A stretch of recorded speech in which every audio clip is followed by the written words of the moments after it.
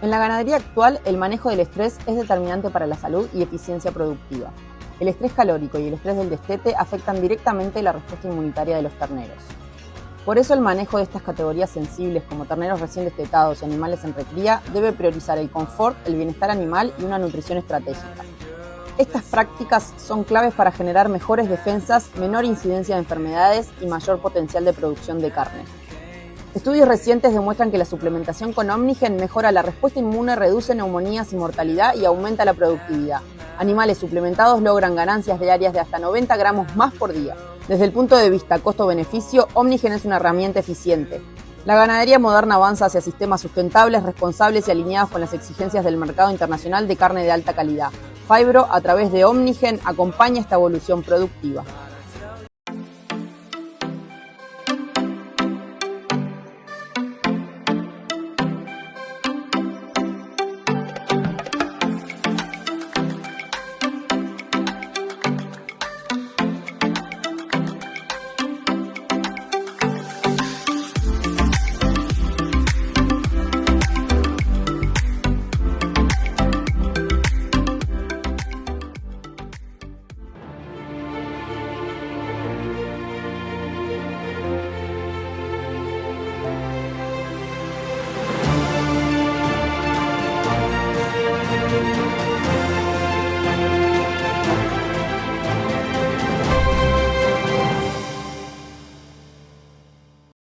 Buenas tardes para todos. Justo de estar comenzando esta actividad organizada por Verde Media, Punto de Equilibrio y Oriental Agropecuaria M770.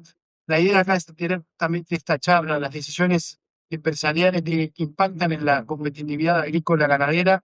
Vamos a invitar a Fabio Benech, gerente de Galfarm, Juan Manuel Kerro, gerente de Villatrigo, y también Joaquín Lavella, director de Nerak Group. Con ellos vamos a hablar durante unos 45 minutos justamente de las decisiones y los temas que se pueden tomar a nivel de predio, a nivel de empresa, más allá de lo que pasa fronteras afuera. Muchas veces no, los precios no se controlan, el clima no se controla, las decisiones gubernamentales que impactan muchos temas, como por ejemplo el dólar, un productor no lo puede controlar, pero sí puede tomar decisiones que impactan en la competitividad de la empresa, y sobre eso vamos a hablar durante este rato. Fabio Benech es gerente de Galfarm, una empresa agrícola ganadera que opera en el centro y el este del territorio nacional. Joaquín Lavella es director de Land Group, una empresa que gestiona activos agrícolas de terceros y opera aquí en Uruguay, también en Paraguay y en Brasil. Y Juan Manuel Erro es gerente de Villatrigo, una empresa agrícola ganadera que opera fundamentalmente en el litoral oeste del territorio nacional. Fabio, buenas tardes. Voy a arrancar contigo, sos el que está más cerca. ¿Cuál es la decisión empresarial que tomó Galfarm que ha impactado favorablemente y positivamente en la competitividad de la empresa? Buenas tardes y gracias por estar. Buenas tardes a todos. Primero, la verdad que tengo que agradecerle a Rubito que me convenció para estar acá. Galfarm es una empresa agrícola ganadera que está en la zona, el fuerte está en la zona este. La decisión fundamental hace 14 años fue empezar a regar. El riego se convirtió hoy en un norte importante y determinante del futuro de la empresa, que al día de hoy es casi dentro de los puntos de inversión de la empresa y dentro del futuro de la empresa, el punto 1, el punto 2 y el punto 3. Hoy, además del riego, obviamente la sinergia con el resto de la agricultura, con la ganadería, se está transformando, nos ha permitido, digamos, transformar una zona que obviamente no es la zona agrícola tradicional, en una zona muy competitiva y con una eficiencia muy alta. Juan Manuel, en el caso de Villatrigo, las decisiones empresariales más importantes o la más importante que ha impactado en la competitividad, ¿cuál puede ser o cuál fue? Bueno, buenas tardes a todos. Buenas tardes. Bueno, a nivel de Villatrigo es una empresa agrícola ganadera del Grupo Erro. Y la decisión empresarial que más impacto tiene hoy es la sinergia con ganadería. Es una empresa que fue virando, que fue cambiando. Antiguamente dependía mucho de lo que pasaba en el cultivo de soja, una empresa nació siendo agrícola y fue virando, y hoy es una empresa muy integrada, no solo en ganadería de pasto, sino también fuertemente con corral. Así que esa fue una de las decisiones más importantes. Hoy a nivel de cultivos es una rotación común, pero con cultivos que ya no depende solo de soja. Hay 5 cultivos consolidados en la empresa, un área de recría fuerte y una integración muy grande con lo que es corral. Joaquín, en el caso de Land Group, que gestiona activos agrícolas de terceros, ¿cómo tratan de atraer justamente a ese inversor para que aterrice en Uruguay y luego alcanzar un negocio rentable? ¿Cuáles son las claves justamente dentro de esas decisiones que se van tomando? Buenas tardes. Buenas tardes para todos. Y gracias por venir, porque te viniste de Portugal. Muchas gracias por la invitación, un placer estar acá. Básicamente nosotros, nuestro trabajo es convencer a inversores extranjeros a confiar en Uruguay, confiar en nosotros. Nosotros administramos patrimonios en nombre de ellos, no somos un fondo, manejamos cuentas no discrecionales, o sea, diseñamos planes de negocio para nuestros clientes y todas las decisiones pasan de forma conjunta. Y lo más importante que ellos son dueños del campo, siempre, dueños de su destino, y si el día de mañana no les gusta la cara, no les gusta cómo gestionamos, nos pueden sacar de un día para otro. Y por suerte nunca perdimos un cliente y creo que nuestro servicio se basa en eso, en confianza, en transparencia. Muchas veces tenemos clientes que toman muy buenas decisiones, que la tesis es perfecta, pero creo que el socio local con el cual se asocian también es importante, porque ha pasado otros casos donde a veces no se cumple con sus expectativas. Entonces, para nosotros es eso, es construir. Hace 10 años fundamos la empresa y construir día a día confianza, una reputación, y que al final es todo lo que tenemos. O sea, somos personas que hoy estamos creciendo para otros países, como bien decís, pero el Uruguay es nuestro foco. Yo soy uruguayo. Y la verdad que, o sea, me encanta lo que hago y eso es tratar de que el inversor extranjero siga confiando en Uruguay por todo lo que brinda, que podemos hablar después sobre la virtud del Uruguay. Fabio, el riego fue la decisión estratégica más importante, hoy ocupa el foco 1, 2 y 3.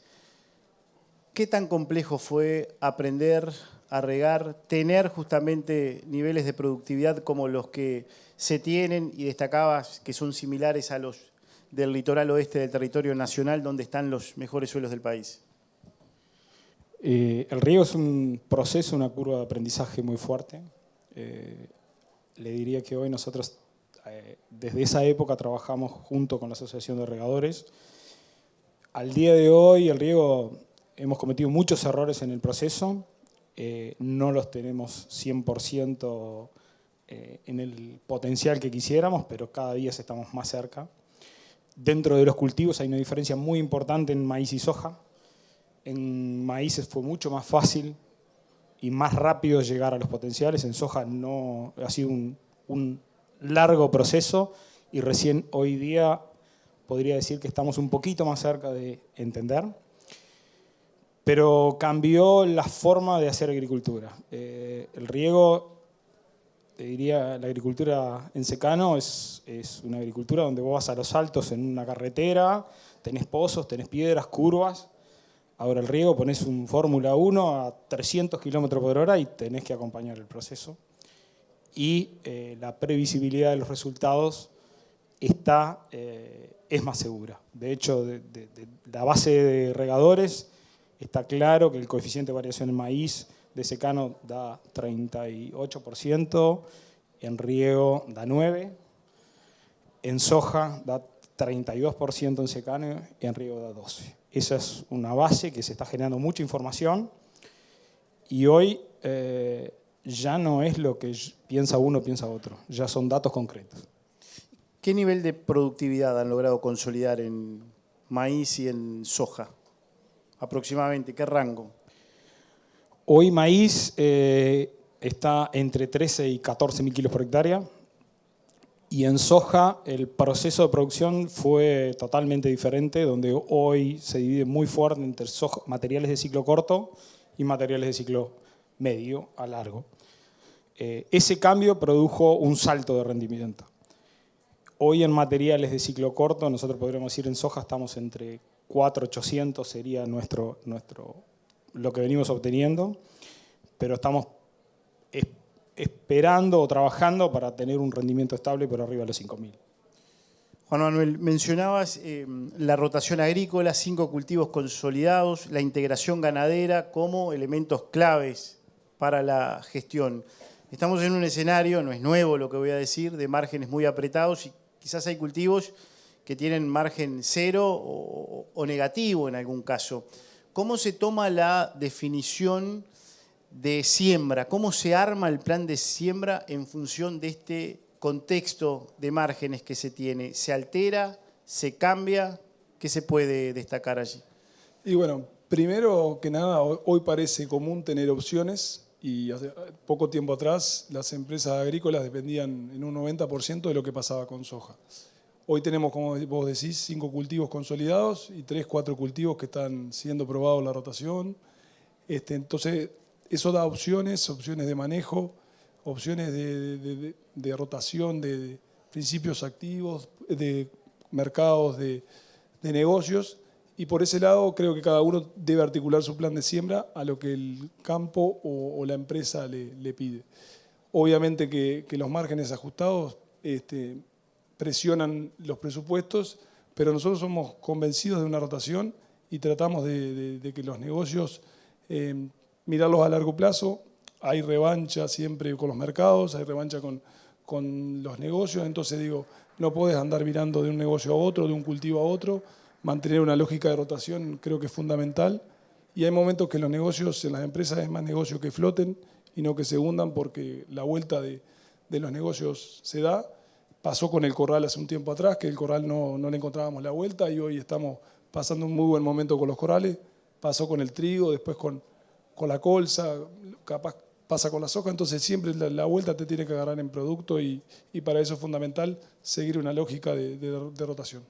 Joaquín, ¿cómo se convence, cómo se atrae a un inversor al Uruguay cuando uno escucha la radio, lee las noticias, los portales, etcétera, y estamos con que el dólar está bajo, con que los costos son altos, con que es difícil poder generar margen? ¿Cómo se trabaja para tratar de atraerlos y una vez que estén acá, que ganen dinero y tengan un negocio rentable?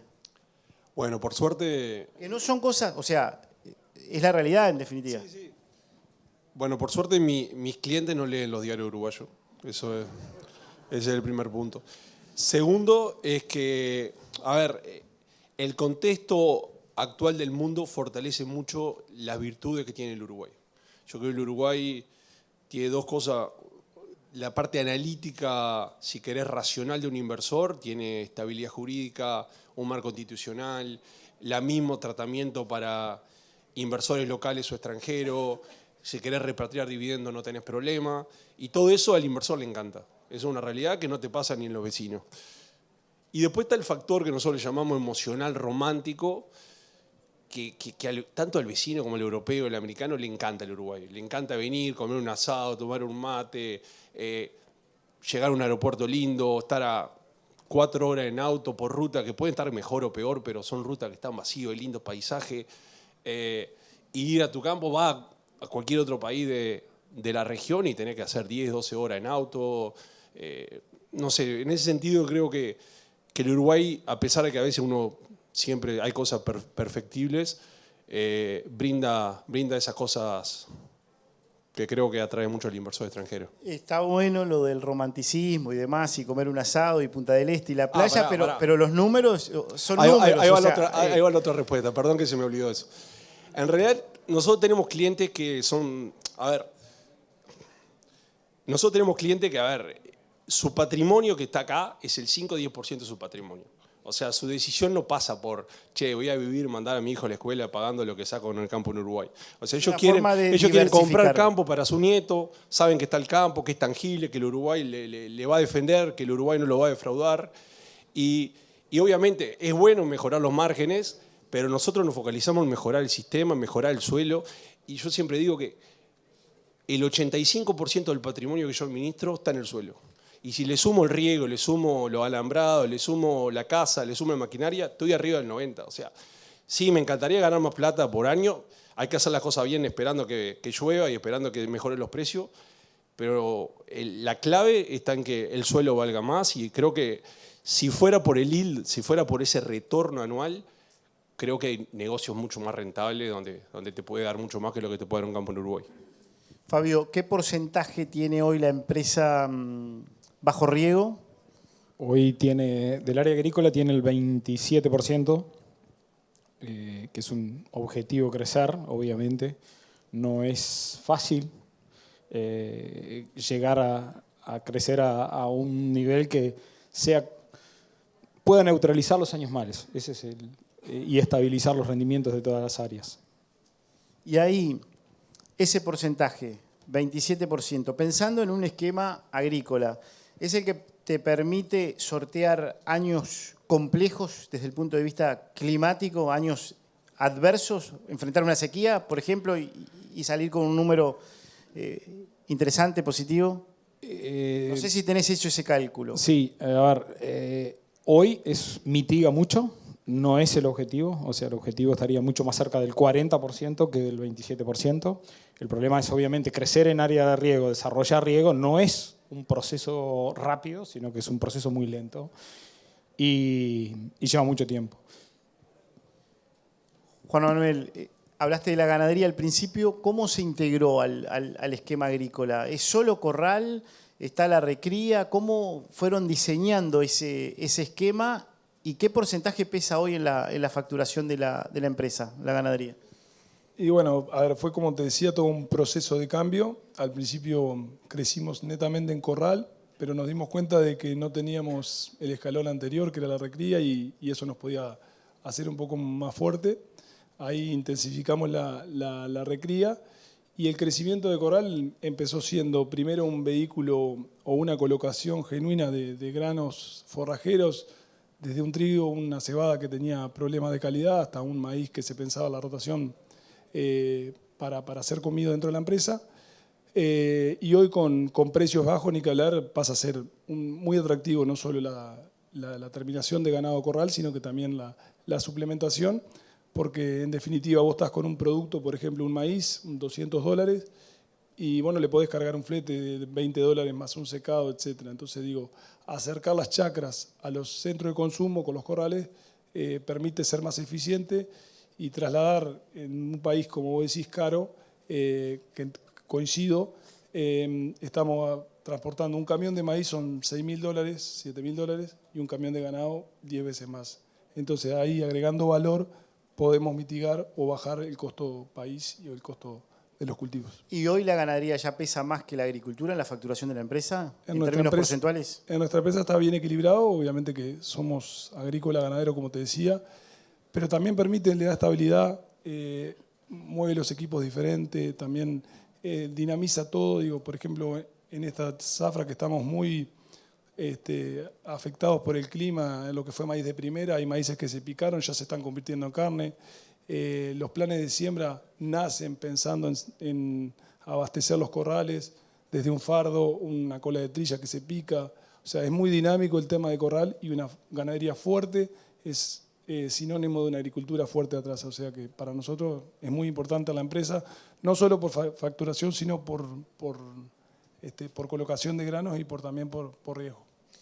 Joaquín, en el caso de ustedes, hablamos del inversor, de cómo trabajan con el inversor. ¿Qué planteos tienen dentro de los esquemas productivos que gestionan?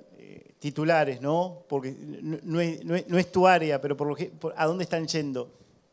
Bueno, en realidad nosotros, dos cosas.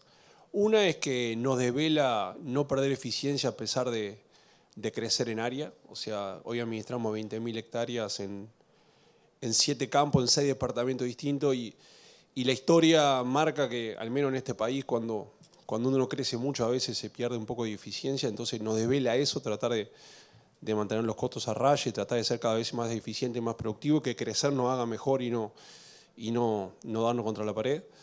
Y luego lo que hacemos en ganadería es tomamos los campos en hoja en blanco, no porque ya de alguna forma lo seguimos haciendo, hoy el 100% del área ganadera que manejamos hacemos un pastoreo rotativo con cambios diarios de parcela, con agua en la parcela, y eso hace producir más kilos de carne por el mismo activo, porque comprar campo la verdad que hoy en Uruguay creo que está un poco caro. Y luego en el área agrícola tratamos de, cuando es posible, el recurso hídrico lo permite, hacer riego, ya que te da un segundo piso al campo, los beneficios fiscales en ese sentido creo que son espectaculares, y eso, de tratar de producir lo más posible sin mermar en los recursos que le tenemos que devolver al suelo por hectárea.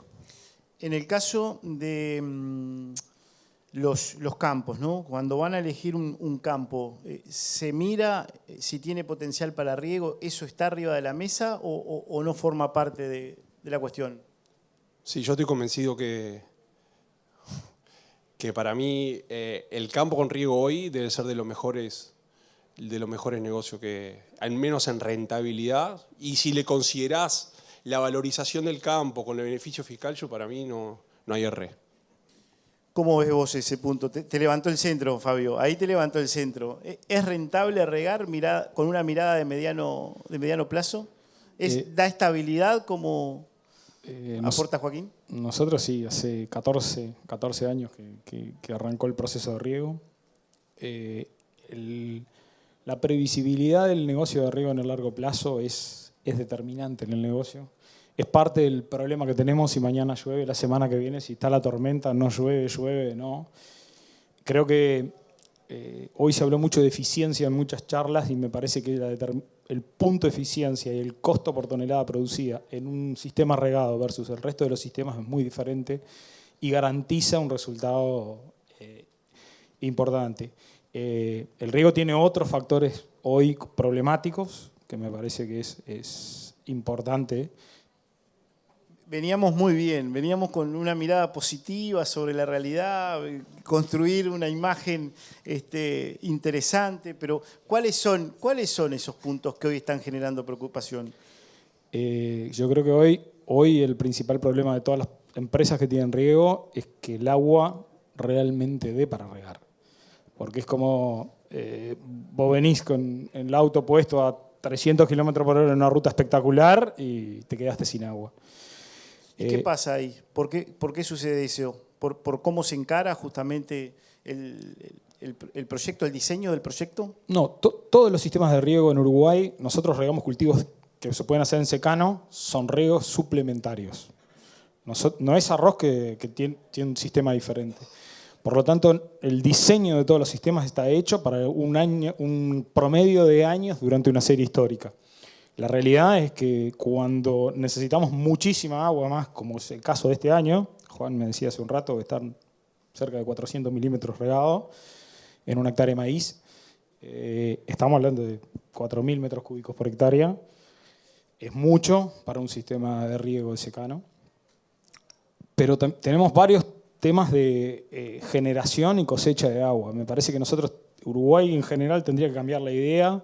Tenemos muchísimos diagnósticos hechos, la verdad que en regadores hemos trabajado bastante en el tema, pero es difícil que realmente cambie cuando necesitaríamos poder tener mucho más flexibilidad en la construcción de represas, en poder reservar agua, en reservar agua dulce, que cada uno de nosotros que ha hecho represas sabe lo que implica.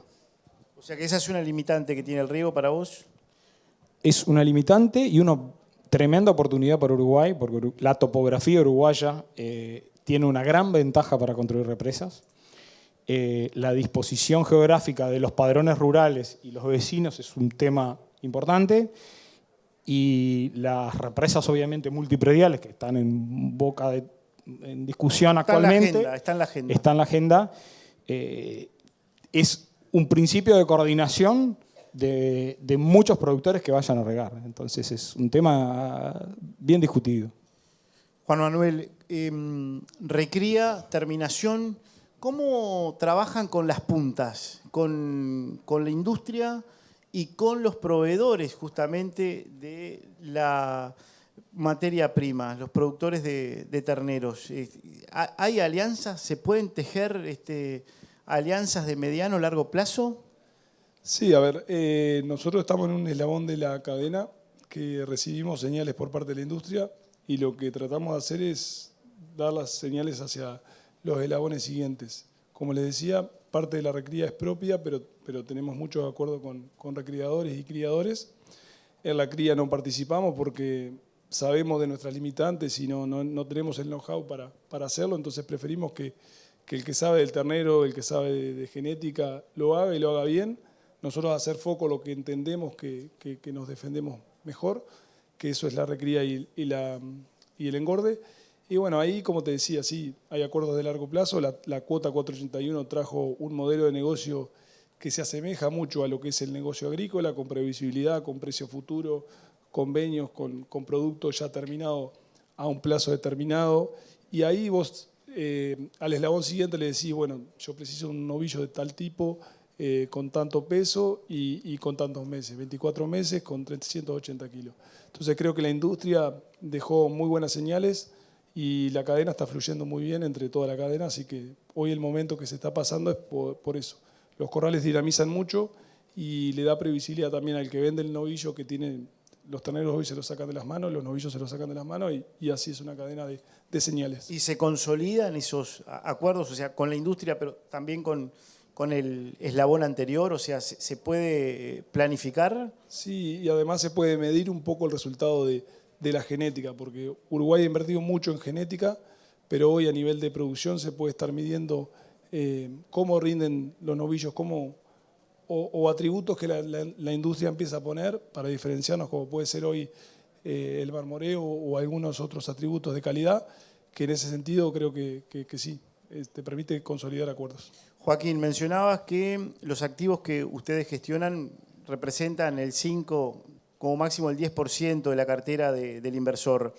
¿Eso ha venido cambiando? ¿Ha estado fijo? ¿Siempre fue así? ¿O ahora el agro a nivel global, producto de lo que ha pasado recientemente, pasa a ser, más allá de la rentabilidad, un activo que protege justamente el capital? Tradicionalmente los portafolios se armaban 60% acciones y 40% bonos.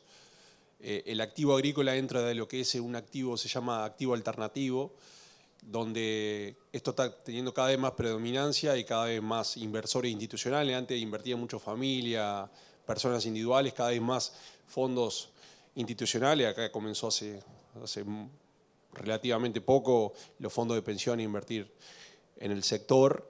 Y básicamente yo creo que lo que te da es, antes lo que era un bono de Estados Unidos, que era el típico que se llamaba cero riesgo, y yo empiezo a dudar si realmente hoy un bono de Estados Unidos es cero riesgo con todos los problemas de déficit fiscal y de deuda que tiene Estados Unidos. Entonces yo creo que la tierra empieza a transformarse en eso, en un activo de cero riesgo que vos sabés que lo vas a tener, que no se te va a ir, que es tangible y que genera un yield anual, un retorno anual, y además que se está apreciando en el tiempo. Entonces yo creo que este 5 o 10% que yo te digo, para mí se va a ir a 20, 30%, no tengo ninguna duda, en 15, 20 años. O sea que estamos en medio de una tendencia que se va consolidando. Sí, sobre todo porque la tierra es finita. Hay otra cosa que yo tengo la suerte de vivir en Portugal y veo una diferencia, y esto va a favor de Uruguay, veo una gran diferencia entre el campo uruguayo y el productor uruguayo, el valor del campo uruguayo con el de Portugal. En Europa está todo subsidiado, ¿tá? Entonces vos tenés un campo de 300 hectáreas perdón, se me está yendo largo, pero tenés un campo de 300, ya te están aplaudiendo. Tenés un campo de 300 hectáreas en Portugal, te pagan 300 euros por hectárea por año. Entonces, el productor no está focalizado en ser su sistema más productivo, está más por los escritorios tratando de ver cómo hacer para que la Unión Europea le pague más subsidio. Entonces, yo creo en ese sentido el campo uruguayo produce lo que produce genuinamente y eso hace que su valor va a seguir siendo su valor independientemente porque no hay subsidio. El día de mañana en Europa se desarma la Unión Europea, pasa cualquier cosa, se desarman los subsidios, ¿cuánto valen esos campos? ¿Y cómo ves la sostenibilidad? Hoy se habló mucho, se viene hablando desde hace mucho tiempo sobre este tema. ¿Ya es una realidad? ¿Hay que apuntar a procesos sostenibles desde todo punto de vista?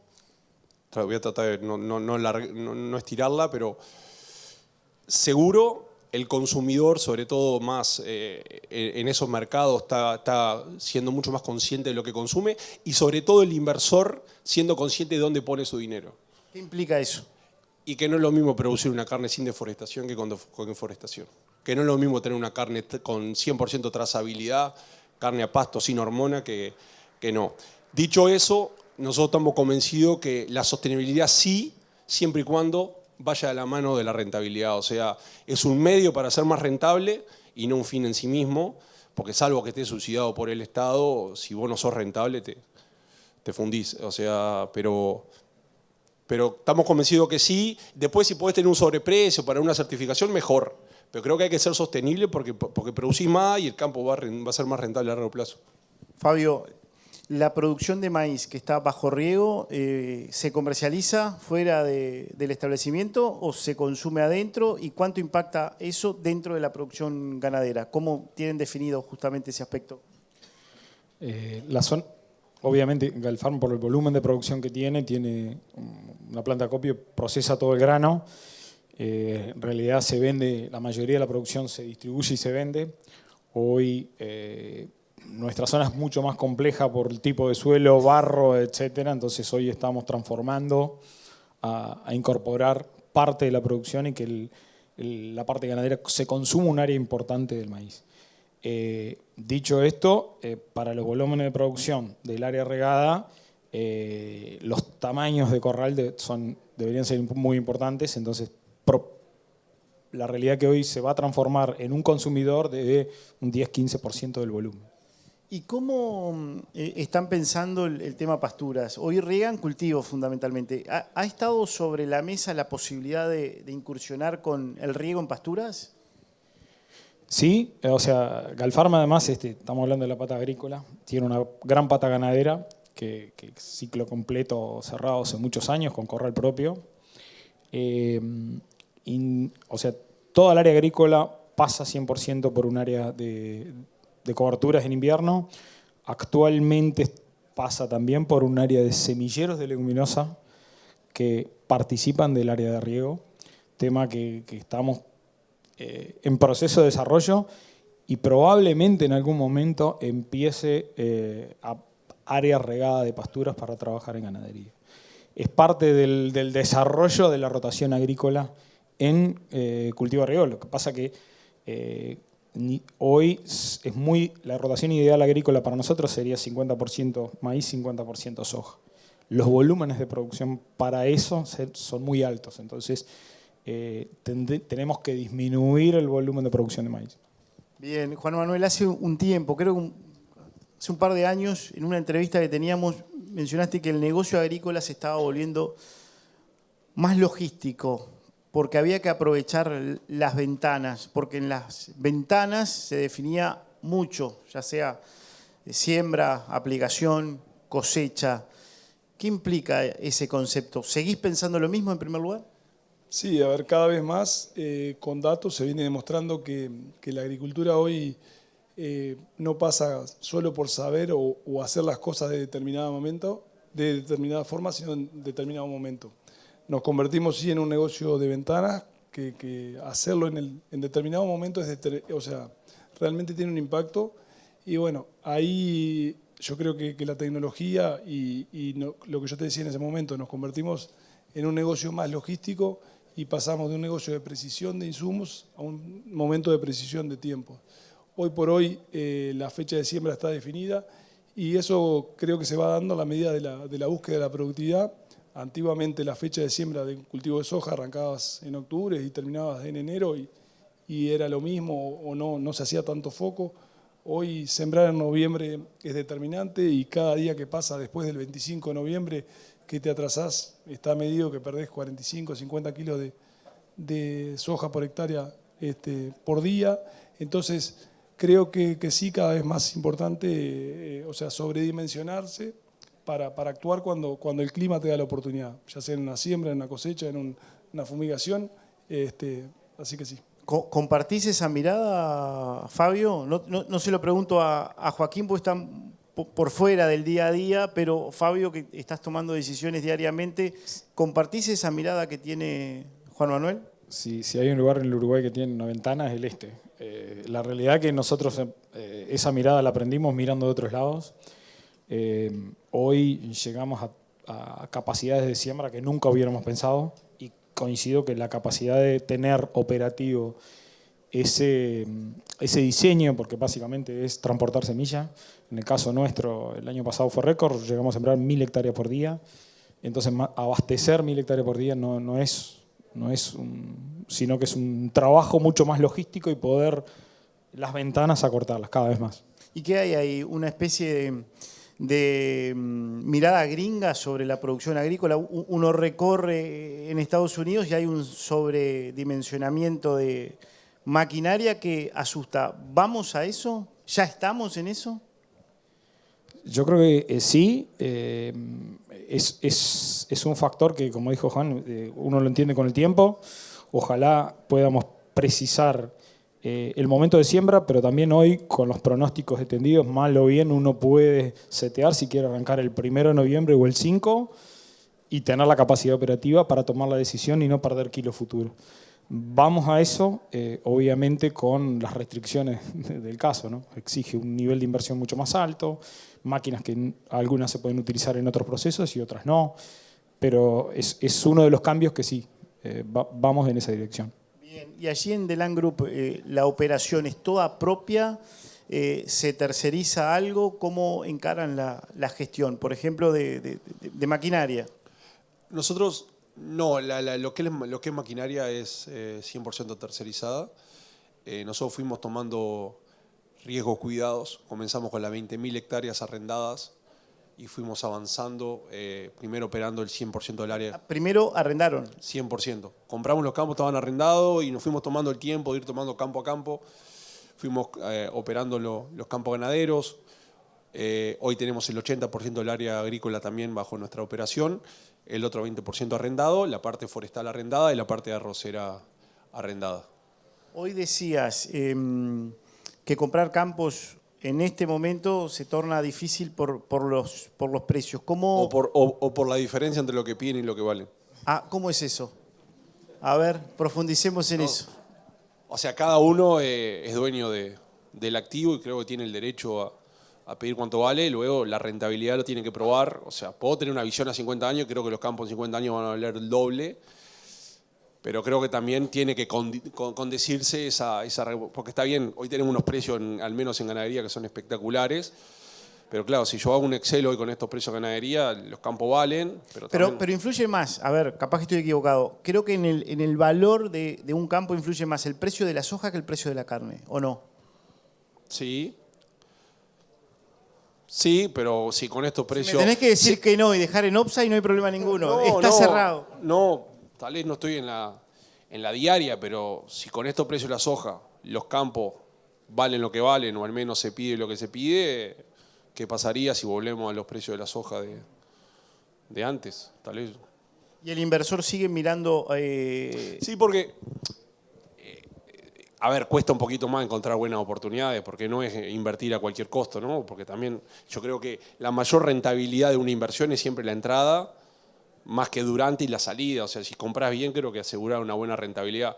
El inversor, como te digo, nuestros inversores al menos tienen una mirada de 10, 12, y algunos me dicen, no voy a vender nunca, Joaquín. O sea, esto es para mi nieto. Entonces yo creo que ahí no importa tanto el negociar un peso más, un peso menos, pero a nosotros nos gusta negociar, o sea, no hacer mal un negocio solo por cerrar una transacción, ¿no? Bien, vamos a ir cerrando ya este bloque, esta charla. Juan Manuel, el riego en Galfarm fue una decisión estratégica.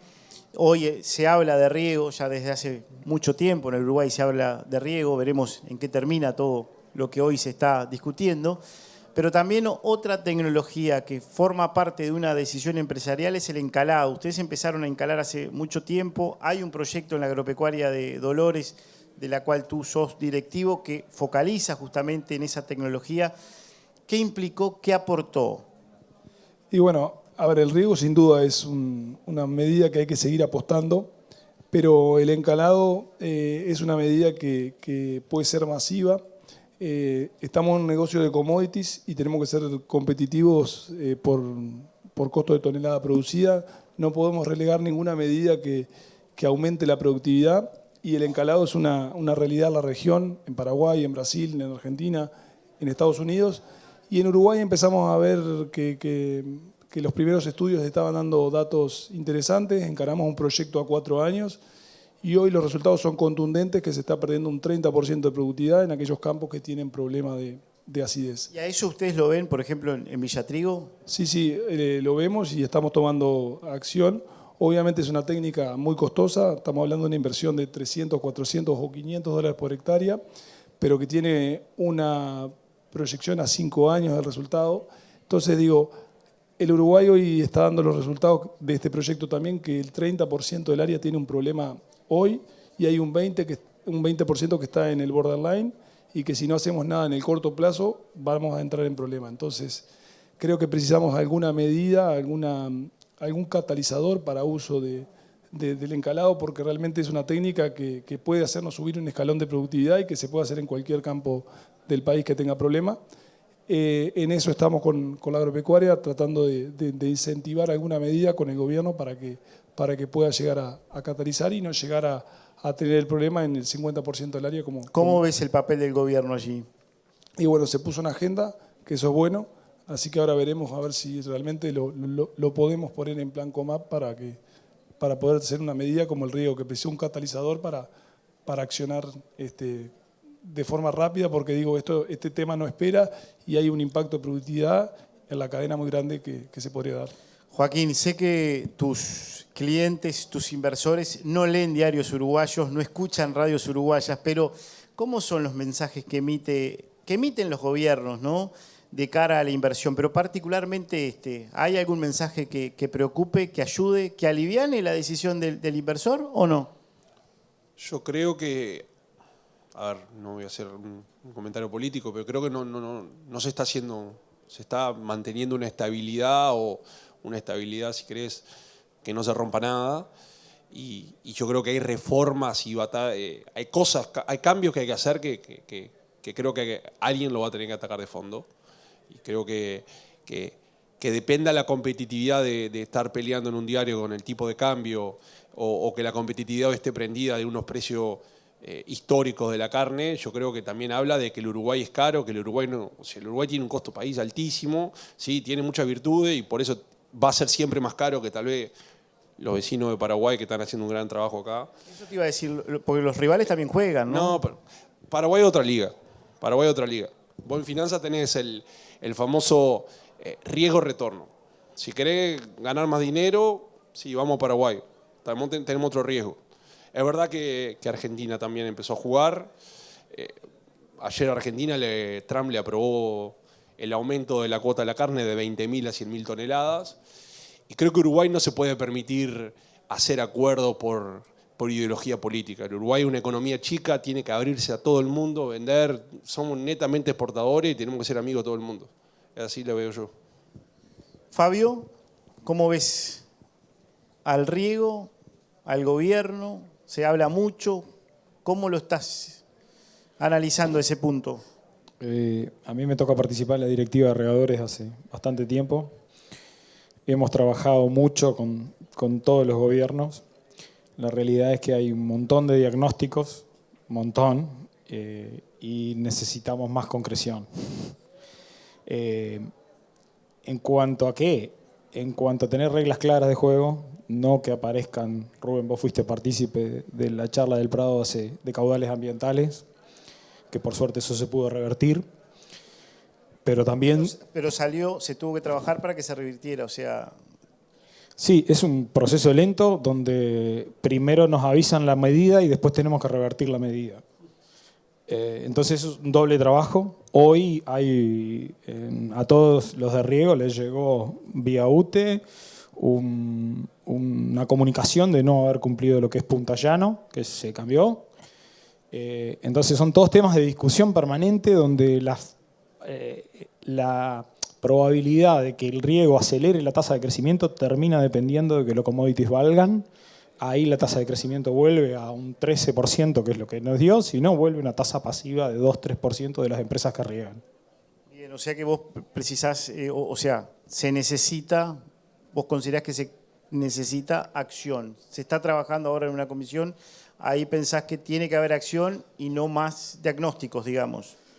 No, la CIR está trabajando, fue lanzado en el Prado, en la charla del Prado el año pasado. Teóricamente, el marzo vamos a tener la propuesta. Esperemos que la propuesta venga con más ejecución que diagnóstico. Por ahora nosotros, siendo los partícipes en riego de cultivos secanos, no estamos muy informados de cuál va a ser la propuesta. Bien, voy a hacer la última pregunta a cada uno de ustedes, ¿no? Un poco cómo se imaginan el sector en los próximos 5 o 10 años. A Joaquín un poco cómo se imagina el Uruguay también en materia de inversiones, atrayendo inversiones. Y contigo, Fabio, también, ¿cómo te imaginás el Uruguay con riego? Hemos hablado en más de una oportunidad, en largas tertulias, sobre el impacto del riego y el agrandar la torta y lo que implica justamente agrandar la torta. ¿Qué es lo que puede generar el riego? Explica un poquito ese concepto y cómo lo ves. La realidad es que, el potencial del riego, creo que hay varios trabajos que lo demuestran. Se está pidiendo una inversión donde haya una generación de recursos genuinos. El riego de por sí es parte de la generación de recursos genuinos, donde se agranda la torta porque son más toneladas de grano a procesar, más toneladas de grano a transportar, más gente trabajando en diferentes. Hay un tema central que es cómo van a operar el resto de las cadenas. Si el Uruguay tuviera, en vez de regadores, lo que tiene medido son 23.000 hectáreas de maíz regada, en total habrá 40.000 hectáreas de maíz regada. Si el Uruguay sube a 100.000 hectáreas de maíz regada, estamos hablando de otros volúmenes de maíz. Creo que hay una posibilidad muy grande de generar recursos genuinos en el rubro agropecuario con una eficiencia muy alta. Donde lo que decía Juan, donde el costo de producción real está controlado y es más previsible. Con una inversión mucho más alta, que es lo que decía Joaquín. Hoy el cambio en el decreto de la COMAP, a algunos los cambió, benefició, pero es muy alto, es muy interesante. Entonces eso sigue estando. Bien. Vos, Joaquín, ¿cómo te imaginás el Uruguay de los próximos años? ¿Qué papel puede jugar la inversión? ¿Va a seguir siendo atractivo invertir en Uruguay? No, eso seguro, pero no sé si cómo me lo imagino, pero cómo me gustaría. A mí me gustaría salir de esta meseta de crecimiento. Me gustaría que sigamos aplicando tecnología, que el Uruguay deje de ser un país tan caro. O sea, que podamos dar esa pelea, esa reforma que hay que dar, que tampoco vamos a achacarle a este gobierno actual, porque tampoco ha cambiado mucho en los últimos años, y que el Uruguay pueda dar como poner el próximo cambio y tratar de dar esa reforma, y como te digo, seguir abriéndonos al mundo y tratar de que la gente venga al Uruguay también porque hay unos negocios muy rentables y no solo porque hay seguridad jurídica, marco constitucional, o sea, que realmente podamos ser atractivos y que todo el mundo pueda desarrollarse en este país y no se tenga que ir. Te tocó el cierre, Juan Manuel. ¿Cómo te imaginas el sector agropecuario en los próximos años? ¿Cómo lo visualizás?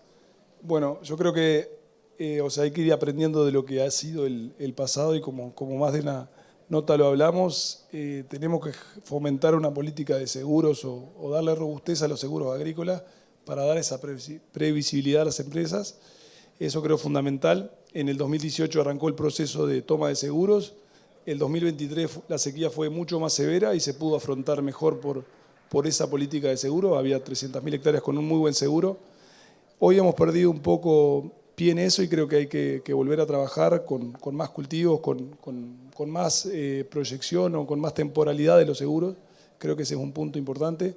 Creo que coincido que somos un país caro, pero hay tecnología para aplicar ahí. El tema del transporte, el tema de los bitrenes, creo que eso no puede haber dos visiones en ese tema. Creo que eso bajaría costos y acercaría o agrandaría la frontera agrícola.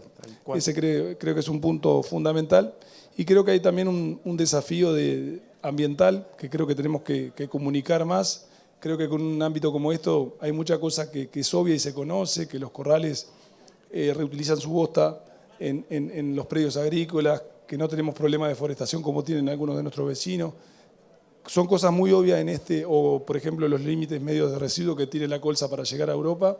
Son cosas obvias en una sala como esta, pero la sociedad toda no. Y creo que tenemos un deber como sector de informar mejor lo que hacemos, de tratar de, porque digo, el futuro nos puede complicar si no sabemos comunicar las cosas que hacemos bien. O sea, que en eso como sector creo que tenemos que trabajar y cada uno de su lugar mostrar más lo que hacemos, no solo dentro del sector, sino fuera del sector.